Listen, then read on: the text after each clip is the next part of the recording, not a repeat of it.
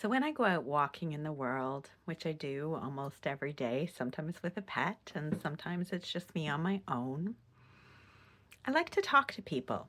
Sometimes people want to talk to me and sometimes people do not. I only talk to the people who are interested in having the conversation, of course.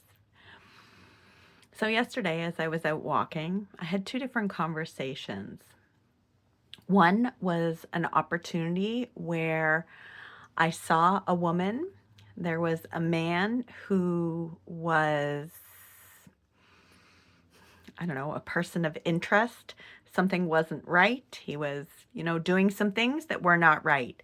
And I stood there for a moment to assess the situation for myself. And I saw this other woman looking at him. And so immediately when I passed her, I wanted to confirm her intuitive nudge. Yes, this is someone you need to keep an eye on. You need to watch what they're doing and be aware and alert here. You know, so many of us women are familiar with this. And it made me think about this book I read in my 20s, which I haven't thought about much, but it was Gavin DeBecker's, I can't remember what it was called, but it was really about how often we as women get an intuitive nudge, something's wrong, and, we override it. And, we're so programmed to be good girls and not rock the boat. And um, so I really just wanted to confirm that with this woman. And then at the end of my walk, I had another conversation, which was so funny to me. I was walking down the street, that it was snowing, there was a man shoveling, and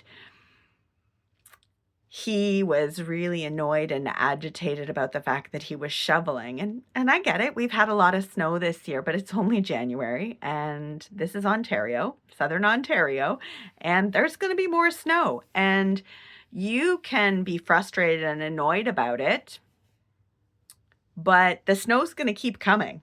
And so, in this particular case, this gentleman can either be frustrated about the snow for the next few months, which in my world is just a program for suffering, right?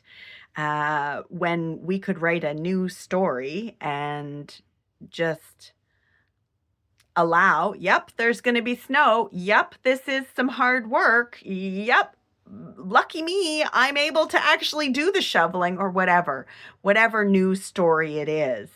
And it's just like these perfect little moments to sort of reflect on. So I wanted to share that with you today. Just a little bit of, my day to day. I'm Anita Kaiser from Anita Kaiser Wellness.